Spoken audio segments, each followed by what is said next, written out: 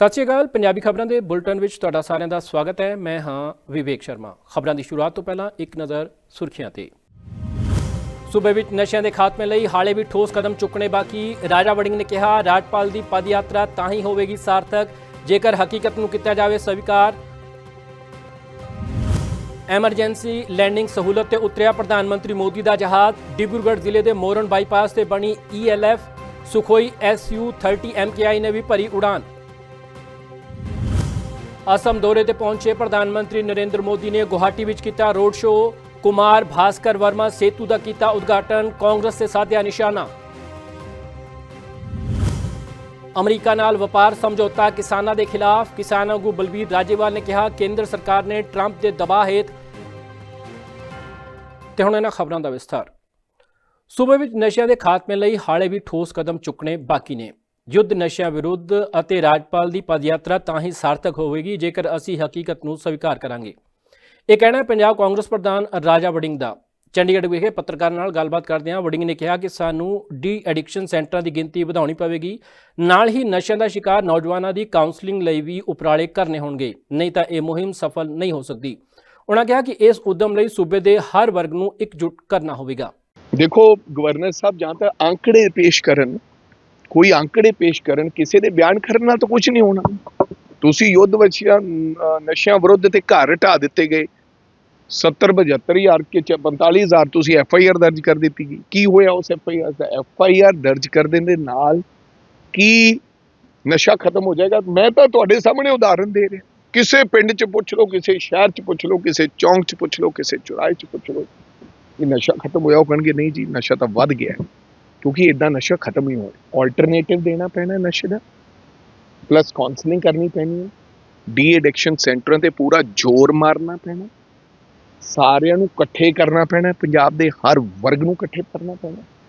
Socialise ਜਿਹੜੇ ਲੋਕ ਕਰਦੇ ਆ ਜਾਂ ਸੋਸ਼ਲ ਵਰਕ ਕਰਦੇ ਆ, ਇਹਨਾਂ ਲੋਕਾਂ ਨਾਲ ਬੈਠਣਾ ਪੈਣਾ। ਇਹ ਐਦਾਂ ਨਹੀਂ ਕਿ ਇਕੱਲਾ ਬਿਆਨ ਦੇਤਾ ਤੇ ਪੋਸਟਰ ਲਾਤੇ ਤੇ ਯਾਤਰਾ ਕਰ ਲਈ, ਇਹਨਾਂ ਨਸ਼ਾ ਖਤਮ ਹੋ। असम दौरे ते पहुंचे प्रधानमंत्री नरेंद्र मोदी ने गुवाहाटी विच रोड शो किया। इस तो बाद उन्होंने ब्रह्मपुत्र नदी ते पार कुमार भास्कर वर्मा सेतु पुल का उद्घाटन किया।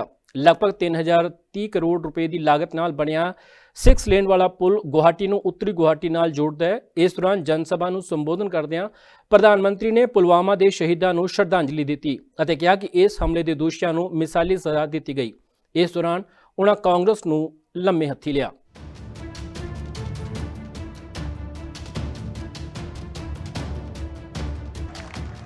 साथियों, आज ही पुलवामा हमले की बरसी है।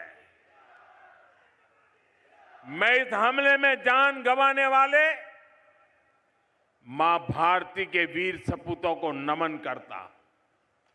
इस आतंकी हमले के बाद भारत ने जिस तरह आतंकियों को सजा दी, वो पूरी दुनिया ने देखा है। और कुछ लोग तो आज भी कांप रहे हैं। अभी आपने भारत की ये शक्ति ऑपरेशन सिंदूर में भी देखी है। लेकिन साथियों, मैं आपसे जानना चाहता हूं, क्या कभी कांग्रेस से हम देश हित के लिए इतनी हिम्मत के साथ फैसले करने की ताकत थी क्या? वो कर सकते थे क्या? वो ज्यादा से ज्यादा बयान दे सकते हैं, वो कुछ नहीं कर सकते। जो कांग्रेस भारत को राष्ट्र मानने से भी इनकार करती हो, जो सवाल करते हैं कि मां भारती क्या होती है, जो मां भारती के नाम तक से परहेज करती हो, जो मां भारती के प्रति जरा सा सम्मान तक नहीं दिखाते, वो कांग्रेस कभी भारत का भला नहीं कर सकती। ਭਾਰਤੀ ਹਵਾਈ ਸੈਨਾ ਨੇ ਨਾਰਥ ਈਸਟ ਸੂਬੇ ਆਸਾਮ ਵਿੱਚ ਆਪਣੀ ਰਣਨੀਤਿਕ ਕੌਸ਼ਲ ਅਤੇ ਤਾਕਤ ਦਾ ਮੁਜ਼ਾਹਰਾ ਕੀਤਾ। ਪ੍ਰਧਾਨ ਮੰਤਰੀ ਮੋਦੀ ਇਸ ਇਤਿਹਾਸਿਕ ਮੌਕੇ ਦਾ ਗਵਾਹ ਬਣੇ। ਪ੍ਰਧਾਨ ਮੰਤਰੀ ਮੋਦੀ ਸ਼ਨੀਵਾਰ ਸਵੇਰੇ ਮੋਰਨ ਬਾਈਪਾਸ ਤੇ ਬਣੀ ਐਮਰਜੈਂਸੀ ਲੈਂਡਿੰਗ ਸਹੂਲਤ ਤੇ ਹਵਾਈ ਸੈਨਾ ਦੇ ਇੱਕ ਵਿਸ਼ੇਸ਼ ਜਹਾਜ਼ ਰਾਹੀਂ ਉਤਰੇ। ਇਸ ਦੇ ਨਾਲ ਹੀ ਹਾਈਵੇ ਤੇ ਬਣੀ ਇਹ ਪੱਟੀ ਹਵਾਈ ਸੈਨਾ ਦੇ ਰਣਨੀਤਿਕ ਨੈਟਵਰਕ ਦਾ ਹਿੱਸਾ ਬਣ ਗਈ। ਉੱਤਰ ਪੂਰਬੀ ਸੂਬਿਆਂ ਲਈ ਸ਼ਨੀਵਾਰ ਦਾ ਦਿਨ ਬੇहद ਖਾਸ ਰਿਹਾ।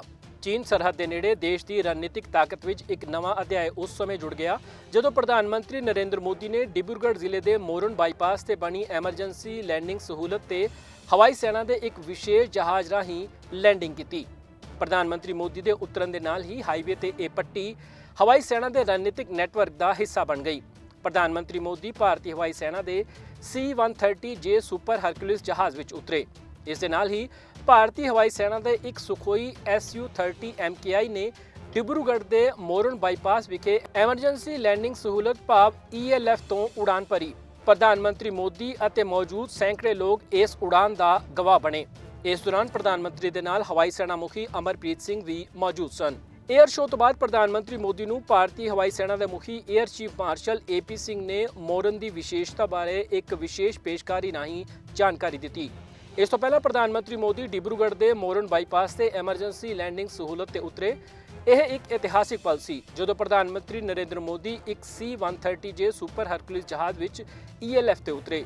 ਇਸ ਤੋਂ ਬਾਅਦ ਉਹਨਾਂ ਨੇ ਇੱਥੋਂ ਲੜਾਕੂ ਟਰਾਂਸਪੋਰਟ ਜਹਾਜ਼ਾਂ ਅਤੇ ਹੈਲੀਕਾਪਟਰਾਂ ਦਾ ਏਅਰ ਸ਼ੋਅ ਵੇਖਿਆ। ਦੱਸ ਦਈਏ ਕਿ ਐਮਰਜੈਂਸੀ ਲੈਂਡਿੰਗ ਸਹੂਲਤ ਉੱਤਰ ਪੂਰਬੀ ਭਾਰਤ ਵਿੱਚ ਆਪਣੀ ਕਿਸਮ ਦੀ ਪਹਿਲੀ ਸਹੂਲਤ ਹੈ। ਐਮਰਜੈਂਸੀ ਲੈਂਡਿੰਗ ਸਹੂਲਤ ਜੰਗ ਅਤੇ ਐਮਰਜੈਂਸੀ ਲਈ ਇੱਕ ਕਿਸਮ ਦਾ ਵਿਕਲਪਿਕ ਰਨਵੇ ਹੈ। ਜੰਗ ਜਾਂ ਐਮਰਜੈਂਸੀ ਦੌਰਾਨ ਲੜਾਕੂ ਜਹਾਜ਼ਾਂ, ਟਰਾਂਸਪੋਰਟ ਜਹਾਜ਼ਾਂ ਅਤੇ ਹੈਲੀਕਾਪਟਰਾਂ ਲਈ ਇੱਕ ਵਿਕਲਪਿਕ ਲੈਂਡਿੰਗ ਸਾਈਟ ਪ੍ਰਦਾਨ ਕਰਨ ਲਈ ਇੱਕ ਹਾਈਵੇ ਤੇ ਇੱਕ ਸਟ੍ਰਿਪ ਬਣਾਈ ਜਾਂਦੀ ਹੈ। ਐਮਰਜੈਂਸੀ ਲੈਂਡਿੰਗ ਸਹੂਲਤ 40 ਟਨ ਤੱਕ ਦੇ ਭਾਰ ਵਾਲੇ ਲੜਾਕੂ ਜਹਾਜ਼ਾਂ ਅਤੇ 74 ਟਨ ਤੱਕ ਦੇ ਵੱਧ ਤੋਂ ਵੱਧ ਟੇਕ ਆਫ ਭਾਰ ਵਾਲੇ ਜਹਾਜ਼ਾਂ ਨੂੰ ਸੰਭਾਲਣ ਦੇ ਸਮਰੱਥ ਹੈ। ਇਹ ਧਿਆਨ ਦੇਣਯੋਗ ਹੈ ਕਿ ਦੇਸ਼ ਭਰ ਵਿੱਚ 28 ELF ਦੀ ਯੋਜਨਾ ਬਣਾਈ ਗਈ ਹੈ। ਵਰਤਮਾਨ ਵਿੱਚ ਆਸਾਮ ਨੂੰ ਛੱਡ ਕੇ ਦੇਸ਼ ਵਿੱਚ ਸਿਰਫ 5 ਅਜਿਹੀਆਂ ਸਹੂਲਤਾਂ ਨੇ। ਆਸਾਮ ਵਿੱਚ ਇਹ ਸਹੂਲਤ ਇਸ ਲਈ ਵੀ ਮਹੱਤਵਪੂਰਨ ਹੈ ਕਿਉਂਕਿ ਇਹ ਚੀਨ ਸਰਹੱਦ ਦੇ ਬਿਲਕੁਲ ਨੇੜੇ ਹੈ, ਜੋ ਕਿ ਰਣਨੀਤਿਕ ਤੌਰ ਤੇ ਮਹੱਤਵਪੂਰਨ ਹੈ। ਭਾਰਤ ਦੇ ਪਹਿਲੇ ਐਮਰਜੈਂਸੀ ਲੈਂਡਿੰਗ ਸਹੂਲਤ ਦਾ ਉਦਘਾਟਨ 2021 ਵਿੱਚ ਰਾਜਸਥਾਨ ਦੇ ਬਾੜਮੇਰ ਜ਼ਿਲ੍ਹੇ ਵਿੱਚ ਕੀਤਾ ਗਿਆ ਸੀ। ਵੱਖ-ਵੱਖ ਹਿੱਸਿਆਂ ਵਿੱਚ ਲਗਭਗ 17 ਅਜਿਹੇ ELF ਪ੍ਰੋਜੈਕਟ ਚੱਲ ਰਹੇ ਨੇ। ਅਮਰੀਕਾ ਨਾਲ ਵਪਾਰ ਸਮਝੌਤਾ ਕਿਸਾਨਾਂ ਦੇ ਖਿਲਾਫ ਹੈ। ਸਰਕਾਰ ਨੇ ਟਰੰਪ ਦੇ ਦਬਾਅ ਹੇਠ ਹੱਥ ਖੜੇ ਕੀਤੇ ਨੇ। ਇਹ ਕਹਿਣਾ ਹੈ ਕਿਸਾਨ ਆਗੂ ਬਲਬੀਰ ਸਿੰਘ ਰਾਜੇਵਾਲ ਦਾ। ਨਾਭਾ ਵਿਖੇ ਪੱਤਰਕਾਰਾਂ ਨਾਲ ਗੱਲਬਾਤ ਕਰਦਿਆਂ ਰਾਜੇਵਾਲ ਨੇ ਕਿਹਾ ਕਿ ਇਸ ਡੀਲ ਨਾਲ ਸਭ ਤੋਂ ਵੱਧ ਪੰਜਾਬ ਦੇ ਕਿਸਾਨਾਂ ਦਾ ਨੁਕਸਾਨ ਹੋਵੇਗਾ। ਜੇਕਰ ਸਾਡੀ ਸ਼ੰਕਾ ਝੂਠੀ ਹੈ ਤਾਂ ਸਰਕਾਰ ਨੂੰ ਲੋਕ ਸਭਾ ਵਿੱਚ ਸਮਝੌਤੇ ਦੀਆਂ ਸ਼ਰਤਾਂ ਬਾਰੇ ਜਾਣਕਾਰੀ ਸਾਂਝੀ ਕਰਨੀ ਚਾਹੀਦੀ ਹੈ। ਅਚਾਨਕ ਹੁਣ ਜੋ ਮੀਡੀਆ 'ਚ ਆਉਣ ਲੱਗਿਆ ਬਈ ਜੀ ਆਹ ਸਮਝੌਤਾ ਹੋ ਗਿਆ, ਕੋਈ ਕੁਝ ਕਹਿੰਦਾ ਕੋਈ ਕੁਝ ਕਹਿੰਦਾ ਹੈ, ਜਿੰਨੀ ਦੇਰ ਤੱਕ ਬਲੈਕ ਐਂਡ ਵਾਈਟ 'ਚ ਨਹੀਂ ਆਉਂਦਾ ਉਨੀ ਦੇਰ ਤੱਕ ਸਥਿਤੀ ਤਾਂ ਸਪਸ਼ਟ ਨਹੀਂ ਹੁੰਦੀ। ਪਰ ਇੱਕ ਪਾਸੇ ਤਾਂ ਟਰੰਪ ਐਲਾਨ ਕਰੀ ਜਾ ਰਿਹਾ, ਦੂਜੇ ਪਾਸੇ ਜਵਾਬ ਦੇਈ ਜਾ ਰਿਹਾ। ਉਹ ਕਹਿੰਦਾ ਹੈ ਵੀ ਅਸੀਂ ਐਗਰੀਕਲਚਰ ਪ੍ਰੋਡਕਟਸ ਵਾਸਤੇ ਸਾਨੂੰ ਵੱਡੀ ਮਾਰਕੀਟ ਮਿਲ ਗਈ, ਦੁਨੀਆ ਦੀ 145 ਕਰੋੜ ਆਬਾਦੀ ਵਾਲਾ ਦੇਸ਼ ਸਾਨੂੰ ਮਿਲ ਗਿਆ ਤੇ ਅਸੀਂ ਤਾਂ ਜੀ ਮਾਲੋ ਮਾਲ ਹੋ ਜਾਵਾਂਗੇ, ਇੱਥੇ ਦਾ ਕਿਸਾਨ ਅਮੀਰ ਹੋ ਜਾਏਗਾ, ਅਸੀਂ ਐਕਸਪੋਰਟਸ ਕਰਾਂਗੇ। ਦੂਜੇ ਪਾਸੇ ਇਹ ਕਹਿੰਦੇ ਨੇ ਅਸੀਂ ਕੁਛ ਵੀ ਨਹੀਂ ਕੀਤਾ। ਔਰ ਜਿਹੜਾ ਕੁਛ ਇਹ ਕਹਿੰਦੇ ਨੇ ਉਹਦੇ ਨਾਲ ਇਹਨਾਂ ਨੇ ਇੱਕ ਦੋ ਫਸਲਾਂ ਹਰੇਕ ਸਟੇਟ ਦੀਆਂ ਇਸ ਘੇਰੇ 'ਚ ਲੈ ਆਂਦੀਆਂ। ਜਿਵੇਂ ਮਿਸਾਲ ਦੇ ਤੌਰ 'ਤੇ ਪਿਛਲੇ ਸਾਲ ਇਹਨਾਂ ਨੇ ਨਰਮੇ ਦੇ ਉੱਤੋਂ ਕਸਟਮ ਡਿਊਟੀ ਘਟਾਈ ਸੀ। ਉਹਦੇ ਨਾਲ ਕਰਨਾਟਕ ਤੇ ਮਹਾਰਾਸ਼ਟਰ ਦਾ ਕਿਸਾਨ ਜਿਹੜਾ ਕਾਟਨ ਗਰੋਅਰ ਸੀ ਉਹ ਪੂਰੀ ਤਰ੍ਹਾਂ ਡੁੱਬ ਗਿਆ ਤੇ ਉਹ ਤੇ ਹੁਣ ਇਹ ਕਹਿੰਦੇ ਨੇ ਵੀ ਅਸੀਂ ਉਹ ਜ਼ੀਰੋ ਡਿਊਟੀ ਤੇ ਇੰਪੋਰਟ ਕਰਨੀ ਹੈ, ਤਾਂ ਕਾਟਨ ਬੈਲਟ ਤਾਂ ਬਿਲਕੁਲ ਖਤਮ ਹੋ ਜੂਣਾ, ਅਸੀਂ ਤਾਂ ਕੰਪੀਟ ਨਹੀਂ ਕਰ ਸਕਦੇ। ਅਮਰੀਕਾ ਜਿੱਥੇ ਹੈਵੀਲੀ ਸਬਸਿਡਾਈਜ਼ਡ ਖੇਤੀ ਹੈ ਉਹਦਾ ਇੱਥੇ ਇਸ ਦੇਸ਼ ਦੇ ਕਿਸਾਨ ਕਦੀ ਮੁਕਾਬਲਾ ਨਹੀਂ ਕਰ ਸਕਦੇ। ਉਹ ਕਹਿੰਦੇ ਨੇ, ਉਹਨਾਂ ਨੇ ਇੱਕ ਤਾਂ ਅਮਰੀਕਾ ਨੇ ਕਿਹਾ ਦਾਲਾਂ ਨੂੰ ਕਿਹਾ, ਹੁਣ ਇਹ ਮੁੱਕਰ ਗਏ। ਇਹਨਾਂ ਨੇ ਕਿਹਾ ਜੀ ਜਿਹੜੀ ਫੈਕਟ ਲਿਸਟ ਜਾਰੀ ਹੋਈ ਹੈ ਉਹ ਨਹੀਂ ਜੀ ਦੁਬਾਰਾ ਫਿਰ ਜਾਰੀ ਕਰਵਾਤੀ। ਵੀ ਇਸ ਵੇਲੇ ਪਾਰਲੀਮੈਂਟ ਦਾ ਸੈਸ਼ਨ ਚੱਲ ਰਿਹਾ, ਏਡੇ ਵੱਡੇ ਸਮਝੌਤਾ ਹੋ ਗਿਆ, ਪਾਰਲੀਮੈਂਟ 'ਚ ਪੇਸ਼ ਕਰਕੇ ਸਾਰੇ ਦੇਸ਼ ਨੂੰ ਦੱਸਣਾ ਚਾਹੀਦਾ ਕੀ ਕੀਤਾ, ਉਹਦੇ ਵਿੱਚ ਹੈ ਕੀ। ਪਰ ਸਵਾਲ ਤਾਂ ਇਹ ਹੈ ਵੀ ਉੱਥੇ ਅਮਰੀਕਾ ਦੇ ਵਿੱਚ ਤਾਂ ਸਭ ਕੁਝ ਜੈਨੇਟਿਕਲੀ ਮੋਡੀਫਾਈਡ ਹੈ।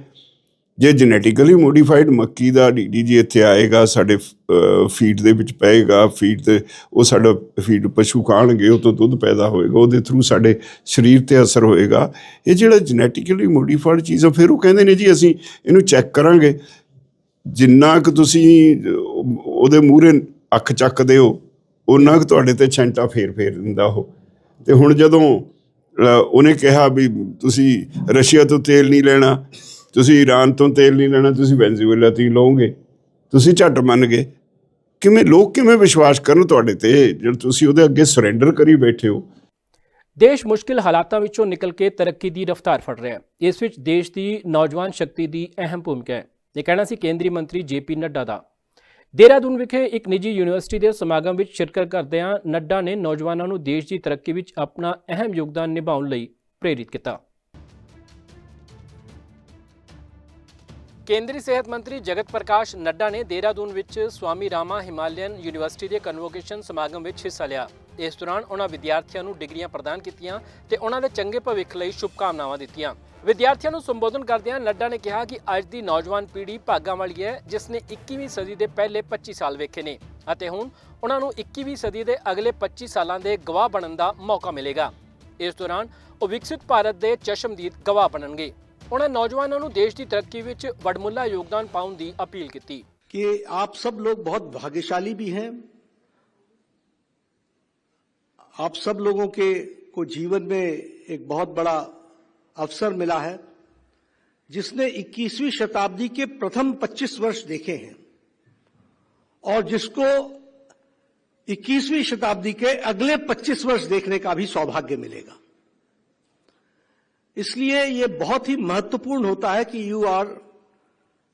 जिसने अमृत काल का प्रथम 25 वर्ष देखा और वो अब अमृत काल में प्रवेश करके अगले 25 वर्ष में, यानी हम 100 साल की आजादी के पश्चात एक विकसित भारत में खड़े होने का हमको सौभाग्य मिलेगा और उसके कर्ता धर्ता भी और चश्मदीद गवाह आप रहने वाले हैं। इसके लिए मैं आपको विशेष करके बधाई देना चाहता हूं। मैं ये चाहूंगा कि आप सब लोग पूरी ताकत के साथ अपने आने वाले वर्षों में जो आपने शिक्षा हासिल की है, उस शिक्षा का पूरा उपयोग करते हुए मानवता के लिए पूरी ताकत से लगें। ऐसा मैं आपसे निवेदन भी करता हूं और आशा भी रखता हूं कि आप इसको पूरा करेंगे। हमारे प्रधानमंत्री नरेंद्र मोदी जी के नेतृत्व में और उनकी विजनरी लीडरशिप में 2047 का विकसित भारत का सपना, उसके लिए जो बहुत बड़े कदम लिए गए हैं, उन कदम का नतीजे हम अब देखने को हमको मिलता है। आज खुशी की बात है कि हमने पिछले 11 वर्षों में फ्रिजाइल 5 इकोनॉमी में से निकल करके आज हम 4th लार्जेस्ट इकोनॉमी के रूप में खड़े हैं और तीसरे लार्जेस्ट इकोनॉमी के दरवाजा खटखटा रहे हैं। अगर हम ग्रोथ की बात करें तो फिर चाहे वो वर्ल्ड बैंक हो, फिर चाहे वो दुनिया की कोई भी इकोनॉमिक फोरम हो, उसका कहना है कि भारत की ग्रोथ इस साल भी और आगे भी 7.4% के माध्यम से ये आगे बढ़ेगी। ये हमारा ग्रोथ रेट रहेगा। ਨੱਡਾ ਨੇ ਕਿਹਾ ਕਿ ਦੇਸ਼ ਬੇहद ਗੰਭੀਰ ਹਾਲਾਤਾਂ ਵਿੱਚੋਂ ਨਿਕਲ ਕੇ ਅੱਗੇ ਵਧ ਰਿਹਾ ਹੈ। ਇਸ ਦੇ ਪਿੱਛੇ ਸਰਕਾਰ ਦੀ ਮਜ਼ਬੂਤ ਇੱਛਾ ਸ਼ਕਤੀ ਤੇ ਨੌਜਵਾਨ ਸ਼ਕਤੀ ਦੀ ਅਹਿਮ ਭੂਮਿਕਾ ਹੈ। ਇਸ ਨੂੰ ਨਜ਼ਰਅੰਦਾਜ਼ ਨਹੀਂ ਕੀਤਾ ਜਾ ਸਕਦਾ। ਅਜਨਾਲਾ ਦੇ ਸਿਵਲ ਹਸਪਤਾਲ ਵਿੱਚ ਸਾਡੇ ਬਜ਼ੁਰਗ ਸਾਡਾ ਮਾਣ ਮੁਹਿੰਮ ਤਹਿਤ 400 ਦੇ ਕਰੀਬ ਬਜ਼ੁਰਗਾਂ ਦਾ ਮੁਫਤ ਚੈੱਕਅਪ ਕਰਕੇ ਉਹਨਾਂ ਨੂੰ ਮੁਫਤ ਦਵਾਈਆਂ ਵੰਡੀਆਂ ਗਈਆਂ। ਇਸ ਮੌਕੇ ਆਪ ਦੇ ਮੁੱਖ ਬੁਲਾਰਾ ਤੇ ਵਿਧਾਇਕ ਕੁਲਦੀਪ ਸਿੰਘ ਧਾਲੀਵਾਲ ਮੌਜੂਦ ਰਹੇ। ਉਹਨਾਂ ਕਿਹਾ ਕਿ ਪੰਜਾਬ ਦੇ ਮੁੱਖ ਮੰਤਰੀ ਵੱਲੋਂ ਵਿਸ਼ੇਸ਼ ਉਪਰਾਲਾ ਕਰਦੇ ਹੋਏ ਬਜ਼ੁਰਗਾਂ ਦੀ ਭਲਾਈ ਲਈ ਸਟੇਟ ਐਕਸ਼ਨ ਪਲਾਨ ਦੇ ਅਧੀਨ ਸਾਡੇ ਬਜ਼ੁਰਗ ਸਾਡਾ ਮਾਣ ਅਭਿਆਨ ਦੀ ਸ਼ੁਰੂਆਤ ਕੀਤੀ ਗਈ ਹੈ। ਉਹਨਾਂ ਕਿਹਾ ਕਿ ਸਾਡੇ ਸਾਰਿਆਂ ਦੀ ਜ਼ਿੰਮੇਵਾਰੀ ਬਣਦੀ ਹੈ ਕਿ ਅਸੀਂ ਆਪਣੇ ਬਜ਼ੁਰਗਾਂ ਦੀ ਸਿਹਤ ਦਾ ਧਿਆਨ ਰੱਖੀਏ। ਉਹਨਾਂ ਕਿਹਾ ਕਿ ਇਸ ਕੈਂਪ ਦਾ ਸਰਹੱਦੀ ਖੇਤਰ ਦੇ ਬਜ਼ੁਰਗਾਂ ਨੂੰ ਕਾਫੀ ਫਾਇਦਾ ਹੋ ਰਿਹਾ ਹੈ, ਜਿੱਥੇ ਬਜ਼ੁਰਗ ਪਹੁੰਚ ਕੇ ਆਪਣੀ ਜਾਂਚ ਕਰਵਾ ਰਹੇ ਨੇ ਅਤੇ ਦਵਾਈ ਮੁਫਤ ਪਾ ਰਹੇ ਨੇ। ਸਰਦਾਰ ਭਗਵੰਤ ਸਿੰਘ ਮਾਨ ਜੀ ਦੀ ਸਰਕਾਰ ਵੱਲੋਂ ਸਾਡੇ ਹੈਲਥ ਡਿਪਾਰਟਮੈਂਟ ਵੱਲੋਂ ਪੂਰੇ ਪੰਜਾਬ ਦੇ ਵਿੱਚ ਅੱਜ ਸਾਡਾ ਬਜ਼ੁਰਗ ਸਾਡਾ ਮਾਣ ਕੈਂਪ ਜਿਹੜੇ ਆ ਲਾਏ ਜਾ ਰਹੇ। ਇਸ ਵੇਲੇ ਅਸੀਂ ਅਜਨਾਲਾ ਗੌਰਮੈਂਟ ਹਸਪੀਟਲ ਦੇ ਵਿੱਚ ਆ। SMO ਸਾਹਿਬ ਸਾਰੇ ਡਾਕਟਰ ਟੌਪ ਦੇ ਸਾਡੇ ਕੋਲ ਮਤਲਬ ਜਿਹੜੇ ਇਸ ਵੇਲੇ ਮੌਜੂਦ ਨੇ ਔਰ ਅੱਜ ਸਵੇਰ ਤੋਂ ਲੈ ਕੇ ਹੁਣ ਤੱਕ ਇਹ ਕੈਂਪਾਂ ਦਾ ਟਾਈਮ ਜਿਹੜਾ 10 ਤੋਂ ਲੈ ਕੇ 2 ਵਜੇ ਤੱਕ ਸੀਗਾ ਤੇ ਹੁਣ ਤੱਕ ਕਰੀਬ 400 ਦੇ ਕਰੀਬ ਸਾਡੇ ਬਜ਼ੁਰਗ ਜਿਹੜੇ ਆ ਸਾਡੇ ਵੱਡੇ ਸਾਡੇ ਮਤਲਬ ਵੱਡੀ ਉਮਰ ਵਾਲੇ ਮਾਤਾਵਾਂ ਬਜ਼ੁਰਗ ਜਿਹੜੇ ਆ ਉਹ ਸਵੇਰ ਦਾ ਚੈੱਕ ਕਰਾ ਕੇ ਗਏ ਔਰ ਹਰ ਕਿਸਮ ਦਾ ਉਹਨਾਂ ਦਾ ਟੈਸਟ ਹੋ ਰਿਹਾ, ਹਰ ਕਿਸਮ ਦੀ ਉਹਨਾਂ ਨੂੰ ਦਵਾਈ ਦਿੱਤੀ ਜਾ ਰਹੀ ਹੈ। ਇਹ ਮਤਲਬ ਪਹਿਲੀ ਵਾਰ ਪੰਜਾਬ ਦੇ ਵਿੱਚ ਸਰਦਾਰ ਭਗਵੰਤ ਸਿੰਘ ਮਾਨ ਦੀ ਸਰਕਾਰ ਜਿਹੜਾ ਉਹ ਕਰ ਰਹੀ ਹੈ। ਸੋ ਮੈਂ ਆਪਣੇ ਸਾਰੇ ਡਾਕਟਰ ਸਾਹਿਬਾਨਾਂ ਦਾ ਬੜਾ ਥੈਂਕਸ ਕਰਦਾ, ਐਸਐਮਓ ਸਾਹਿਬ ਦਾ, ਜਿਨ੍ਹਾਂ ਨੇ ਐਡਾ ਵਧੀਆ ਕੈਂਪ ਲਾ ਕੇ ਤਾਂ ਅੱਜ ਸਵੇਰ ਦਾ 400 450 ਦੇ ਕੋਈ ਬਜ਼ੁਰਗ ਜਿਹੜੇ ਆ ਉਹਨਾਂ ਦਾ ਇਲਾਜ ਕੀਤਾ। ਇਹ ਦੇਖੋ ਆਪਾਂ ਬਾਰਡਰ ਤੇ ਆ, ਇਹ ਸਾਰੇ ਜਿੰਨੇ ਬਜ਼ੁਰਗ ਸਾਡੇ ਕੋਲ ਇਸ ਵੇਲੇ ਵੀ ਖੜੇ ਆ, ਇਹ ਸਾਰੇ ਬਾਰਡਰ ਏਰੀਏ ਦੇ ਆ। ਨਹੀਂ ਤਾਂ ਸਾਨੂੰ ਇੱਥੋਂ ਦੂਰ ਅੰਮ੍ਰਿਤਸਰ 25-30 ਕਿਲੋਮੀਟਰ ਤੇ ਜਾਣਾ ਪੈਂਦਾ। ਇਸ ਹਸਪੀਟਲ ਦਾ ਸਾਡੇ ਜਿਹੜਾ ਬਾਰਡਰ ਦਾ ਏਰੀਆ, ਸਭ ਨੂੰ ਇਸ ਹਸਪੀਟਲ ਦਾ ਬਹੁਤ ਸਾਰਾ ਜਿਹੜਾ ਉਹ ਮਤਲਬ ਜਿਹੜਾ ਸਹਿਯੋਗ ਮਿਲਦਾ। ਆਸਰਾ ਹਸਪਤਾਲ ਦੇ ਵਿੱਚ ਸਾਡੇ ਕੋਲ ਡਾਕਟਰ ਚੰਗੇ ਆ, ਹਰ ਕਿਸਮ ਦਾ ਟੈਸਟ, ECG ਸਭ ਹਰ ਚੀਜ਼ ਹੋ ਰਹੀ।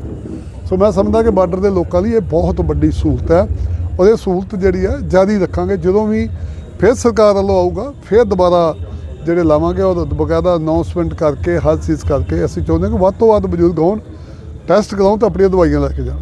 ਜੰਮੂ ਕਸ਼ਮੀਰ ਦੇ ਮੁੱਖ ਮੰਤਰੀ ਉਮਰ ਅਬਦੁੱਲਾ ਨੇ ਇੱਕ ਵਾਰ ਮੁੜ ਤੋਂ ਅਮਰੀਕਾ ਨਾਲ ਹੋਏ ਸਮਝੌਤੇ ਨੂੰ ਸੂਬੇ ਦੇ ਹਿੱਤਾਂ ਦੇ ਖਿਲਾਫ ਦੱਸਿਆ ਹੈ। ਉਹਨਾਂ ਕਿਹਾ ਕਿ ਅਸੀਂ ਇਸ ਸਮਝੌਤੇ ਨੂੰ ਸਹੀ ਨਹੀਂ ਮੰਨਦੇ, ਇਸ ਨਾਲ ਸਾਡਾ ਨੁਕਸਾਨ ਹੋਵੇਗਾ।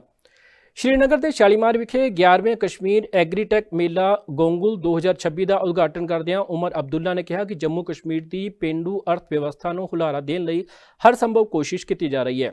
ਉਹਨਾਂ ਦੱਸਿਆ ਕਿ ਇਹ ਆਯੋਜਨ ਜੰਮੂ ਕਸ਼ਮੀਰ ਵਿੱਚ ਖੇਤੀਬਾੜੀ ਅਤੇ ਪੇਂਡੂ ਰੋਜ਼ੀ ਰੋਟੀ ਨੂੰ ਮਜ਼ਬੂਤ ਕਰਨ ਲਈ ਨਵੀਨਤਾ, ਤਕਨਾਲੋਜੀ ਅਤੇ ਕਿਸਾਨ ਕੇਂਦਰਿਤ ਪਹਿਲਕਦਮੀਆਂ ਨੂੰ ਪ੍ਰਦਰਸ਼ਨ ਕਰਨ ਵਾਲੇ ਇੱਕ ਜੀਵੰਤ ਪਲੇਟਫਾਰਮ ਦੀ ਸ਼ੁਰੂਆਤ ਹੈ। ਅਸੀਂ ਜਿਸ ਤਰ੍ਹਾਂ ਦੇ ਐਲਾਨ ਕੀਤੇ ਸਨ, ਉਸੇ ਤਰ੍ਹਾਂ ਅਸੀਂ ਪੇਂਡੂ ਅਰਥ ਵਿਵਸਥਾ ਤੇ ਵਿशेष ਧਿਆਨ ਕੇਂद्रित ਕੀਤਾ ਹੋਇਆ है। स्कॉस ने ये फेस्टिवल जो है ये 11वीं बार जो आज किया जा रहा है और अब रश देखिए, इन 3 दिनों में लाखों के तादाद में लोग आके इसका फ़ायदा लेंगे और हम चाहते भी यही हैं। आखिरकार अगर कल को हमें अमेरिका जैसे मुल्कों के साथ मुकाबला करना पड़ेगा, जो कि अब इस ट्रेड डील के बाद लग रहा है कि उनके एग्रीकल्चर प्रोड्यूस जो है वो हमारे मुल्क में आना शुरू हो जाएंगे, खासकर horticulture, fruit, nuts, walnut, almonds. तो अगर हमें उनका मुकाबला करना होगा, कहीं ना कहीं हमें अपनी पैदावार, प्रोडक्टिविटी और क्वालिटी दोनों को इम्प्रूव करना होगा, जिसमें ये फेस्टिवल गोंगुल का ये एक बहुत जो है इम्पोर्टेंट रोल जो है वो अदा करता है। इतना मुझे नहीं पता बाकी मुल्क में क्या बेनिफिट्स होंगे, लेकिन हमें तो फिलहाल नुकसान ही नज़र आ रहा है। अब जिन चीज़ों को ड्यूटी फ्री यहाँ मुल्क में अब आने की इजाज़त दी जा रही है, वो सारे हमारे प्रोडक्ट्स हैं। आमंड, वॉलनट्स, एप्पल्स, सारे फ्रूट जो हैं, फ्रेश फ्रूट, ड्राई फ्रूट, वो तो जम्मू कश्मीर की पैदावार है, यहाँ की प्रोडक्ट्स हैं। अब आप हमें कहते हो कि अब कोई फ़र्क नहीं पड़ेगा, यहाँ 70 रुपये किलो से कम आएगा नहीं, लेकिन उसका क्या मतलब है कि सारे बकवास फ्रूट हमारे ही बिकेंगे और अच्छा फ्रूट उनका बिकेगा। हमारे ग्रोअर्स ने पिछले कई सालों से अपने प्रोडक्ट को बेहतर करने में बहुत इन्वेस्टमेंट किया है। नई वैरायटीज़ आई हैं, हाई क्वालिटी आया है, CA स्टोर्स के ज़रिए हम बेहतर प्रोडक्ट को मार्केट पे सही वक्त पे पहुंचा पाते हैं। अब अगर आप हमें कहते हो कि अच्छी चीज़ें जो है बाहर से आएंगी और जो कम कीमत की चीज़ें हैं वो यहाँ से बिकनी चाहिए, वो तो हमारे ग्रोअर्स के साथ एक बहुत बड़ा मजाक है। ਕੈਨੇਡਾ ਤੋਂ ਆਏ 3 ਸਿੱਖ ਸੰਸਦ ਮੈਂਬਰ ਸੱਚਖੰਡ ਸ੍ਰੀ ਦਰਬਾਰ ਸਾਹਿਬ ਵਿਖੇ ਨਤਮਸਤਕ ਹੋਏ। ਇਸ ਮੌਕੇ ਤੇ ਸ਼੍ਰੋਮਣੀ ਗੁਰਦੁਆਰਾ ਪ੍ਰਬੰਧਕ ਕਮੇਟੀ ਦੇ ਪ੍ਰਧਾਨ ਹਰਜਿੰਦਰ ਸਿੰਘ ਧਾਮੀ ਅਤੇ ਅਕਾਲੀ ਆਗੂ ਡਾਕਟਰ ਦਲਜੀਤ ਚੀਮਾ ਤੇ ਹੋਰ ਆਗੂਆਂ ਵੱਲੋਂ ਇਹਨਾਂ ਸੰਸਦ ਮੈਂਬਰਾਂ ਦਾ ਸਵਾਗਤ ਅਤੇ ਸਨਮਾਨ ਕੀਤਾ ਗਿਆ। ਮੈਂਬਰ ਆਫ ਪਾਰਲੀਮੈਂਟ ਕੈਲਗਰੀ ਸਕਾਈਵਿਊ ਤੋਂ ਅੱਜ ਗੁਰੂ ਕੀ ਨਗਰੀ ਵਿੱਚ ਦਰਸ਼ਨ ਦਿਦਾਰੇ ਕਰਨ ਪਹੁੰਚੇ ਹਾਂ ਤੇ ਬਹੁਤ ਖੁਸ਼ੀ ਹੁੰਦੀ ਜਦੋਂ ਸਾਡੀਆਂ ਸਤਿਕਾਰਯੋਗ ਸ਼ਖਸੀਅਤਾਂ ਸਾਡੇ ਪ੍ਰਧਾਨ ਸਾਹਿਬ ਧਾਮੀ ਸਾਹਿਬ ਤੇ ਹੋਰ ਸਾਰੀ ਹੀ ਡਾਕਟਰ ਸਾਹਿਬ, ਡਾਕਟਰ ਚੀਮਾ ਸਾਹਿਬ ਸਾਰਿਆਂ ਨੇ ਸਾਨੂੰ ਜੀ ਆਇਆਂ ਨੂੰ ਆਖਿਆ ਤੇ ਸ਼ੁਰੂ ਤੋਂ ਹੀ ਜਿਵੇਂ ਗੁਰਬਾਣੀ ਦਾ ਫਲਸਫਾ ਸਭੇ ਸਾਂਝੀ ਵਾਸਨਾ ਨੂੰ ਕੋਈ ਨਾ ਦੱਸਿਆ ਬਾਹਰਾ ਜੀਓ, ਜਿਵੇਂ ਆਪਾਂ ਇੱਥੇ ਆਪਣੇ ਪੰਜਾਬ ਦੇ ਵਿੱਚ ਰਹਿ ਕੇ ਆਪਾਂ ਮਨੁੱਖਤਾ ਦੀ ਸੇਵਾ ਕਰਦੇ ਹਾਂ, ਉਸੇ ਤਰ੍ਹਾਂ ਸਾਡੀਆਂ ਡਿਊਟੀਆਂ ਉੱਥੇ ਕੈਨੇਡਾ 'ਚ ਲੱਗੀਆਂ ਤੇ ਸਾਨੂੰ ਇਹ ਵੀ ਮਾਣ ਮਹਿਸੂਸ ਹੁੰਦਾ ਵੀ ਅਸੀਂ ਜਦੋਂ ਪੱਗਾਂ ਬੰਨ੍ਹ ਕੇ ਕੈਨੇਡਾ ਦੀ ਪਾਰਲੀਮੈਂਟ ਦੇ ਵਿੱਚ ਆ ਕੇ ਪੰਜਾਬੀ ਭਰਾ ਤੇ ਸਾਰੀ ਮਨੁੱਖਤਾ ਲਈ, ਸਾਰੇ ਕੈਨੇਡੀਅਨਸ ਲਈ ਕੰਮ ਕਰਦੇ ਹਾਂ ਤੇ ਸਾਰੀ ਦੁਨੀਆ ਦੇ ਭਲੇ ਲਈ ਜੋ ਸਤਿਗੁਰ ਨੇ ਸਾਨੂੰ ਸਮਰਥ ਬਖਸ਼ੀ ਉਸ ਮੁਤਾਬਕ ਕੰਮ ਕਰਦੇ ਤੇ ਇੱਥੇ ਆ ਕੇ ਗੁਰੂ ਕੀ ਨਗਰੀ ਬਹੁਤ ਮਾਣ ਮਹਿਸੂਸ ਹੋਇਆ ਜੀ। ਸਾਡੇ ਬਹੁਤ ਸਾਰੇ ਪੰਜਾਬੀ ਵੀ ਖਾਸ ਕਰਕੇ ਸਿੱਖ ਉਹ ਦੇਸ਼ਾਂ ਤੋਂ ਵਿਦੇਸ਼ਾਂ ਵਿੱਚ ਵੀ ਗਏ ਤੇ ਉਹਨੇ ਆਪਣੇ ਵਿਦੇਸ਼ਾਂ ਦੇ ਵਿੱਚ ਗੁਰੂ ਆਸ਼ੇ ਅਨੁਸਾਰ ਗੁਰਸਿੱਖੀ ਦੇ ਜੀਵਨ ਨੂੰ ਪੜਨਾਏ ਹੋਏ ਉਹ ਵੀ ਤੇ ਨਾਲ ਉੱਥੋਂ ਦੇ ਡੈਮੋਕ੍ਰੈਟਿਕ ਸੈਟਅਪ ਦੇ ਵਿੱਚ ਵੀ ਆਪਣੀਆਂ ਜਿਹੜੀਆਂ ਉਹ ਧੁੰਮਾਂ ਪਾਈਆਂ, ਉਹਦੇ ਵਿੱਚੋਂ ਸਾਡੇ ਵਿੱਚ ਅੱਜ ਅਚੇਚੇ ਤੌਰ ਤੇ ਸਰਦਾਰ ਜਸਰਾਜ ਸਿੰਘ ਜੀ ਹੱਲਣ ਜਿਹੜੇ MP ਆ, ਇਹ ਤੀਜੀ ਟਰਮ ਆਪਣੀ ਪੂਰੀ ਕਰ ਰਹੇ ਆ, ਅਚੇਚੇ ਤੌਰ ਤੇ ਅੱਜ ਪਹੁੰਚੇ ਤੇ ਨਾਲ ਗੁਰੂ ਪਾਤਸ਼ਾਹ ਦੀ ਕਿਰਪਾ ਤੇ ਗੁਰਦੁਆਰਾ ਸਾਹਿਬ ਦੇ ਉੱਥੇ ਪ੍ਰਧਾਨ ਵੀ ਰਹੇ ਆ। ਚਲੋ, ਸਰਦਾਰ ਅਮਰਪ੍ਰੀਤ ਸਿੰਘ ਜੀ ਗਿੱਲ, ਇਹ ਜਿਨ੍ਹਾਂ ਨੂੰ ਮੈਨੂੰ ਹੁਣੇ ਦੱਸਿਆ ਗਿਆ ਕਿ ਇਹਨਾਂ ਨੂੰ ਬਤੌਰ ਪ੍ਰਧਾਨ ਜ਼ਿਆਦਾ ਲੋਕ ਜਾਣਦੇ ਆ, ਭਾਵੇਂ MP ਵੀ ਆ। ਸਾਡੇ 3 ਭਰਾ ਕੈਨੇਡਾ ਦੇ ਪਾਰਲੀਮੈਂਟ ਦੇ ਮੈਂਬਰ ਸਾਹਿਬਾਨ ਅੱਜ ਸੱਚਖੰਡ ਸ੍ਰੀ ਦਰਬਾਰ ਸਾਹਿਬ ਦੇ ਦਰਸ਼ਨ ਕਰਨ ਵਾਸਤੇ ਪ੍ਰਾਈਵੇਟ ਵਿਜ਼ਿਟ ਦੇ ਉੱਤੇ ਜਿਹੜੇ ਆ ਇੰਡੀਆ ਦੀ ਵਿਜ਼ਿਟ ਦੇ ਉੱਤੇ ਆਏ। ਸਭ ਤੋਂ ਪਹਿਲਾਂ ਮੈਂ ਉਹਨਾਂ ਨੂੰ ਤਿੰਨਾਂ ਨੂੰ ਹੀ ਔਰ ਨਾਲ ਜਿਹੜੇ ਉਹਨਾਂ ਦੇ ਸਾਥੀ ਆਏ ਆ ਸਾਰਿਆਂ ਨੂੰ ਜੀ ਆਇਆ। ਸਰਦਾਰ ਹਰਜਿੰਦਰ ਸਿੰਘ ਜੀ ਧਾਮੀ ਸਾਹਿਬ ਪ੍ਰਧਾਨ ਸਾਹਿਬ ਦਾ ਔਰ ਸਾਰੇ ਇਹਨਾਂ ਦੇ ਸਟਾਫ ਦਾ ਧੰਨਵਾਦ ਕਰਦਾ ਕਿ ਉਹਨਾਂ ਨੇ ਸਾਡੀ ਬੇਨਤੀ ਨੂੰ ਪ੍ਰਵਾਨ ਕਰਕੇ, ਕਿਉਂਕਿ ਸਾਡੇ ਵਾਸਤੇ ਵੀ ਇੱਕ ਖਾਸ ਓਕੇਜ਼ਨ ਹੈ। ਇਸ ਬੁਲਟਨ 'ਚ NI ਨਵੀਆਂ ਤੇ ਤਾਜ਼ਾ ਖਬਰਾਂ ਲੈ ਕੇ ਮੁੜ ਹਾਜ਼ਰ ਹੋਵਾਂਗੇ। ਫਿਲਹਾਲ ਇਜਾਜ਼ਤ ਦਿਓ।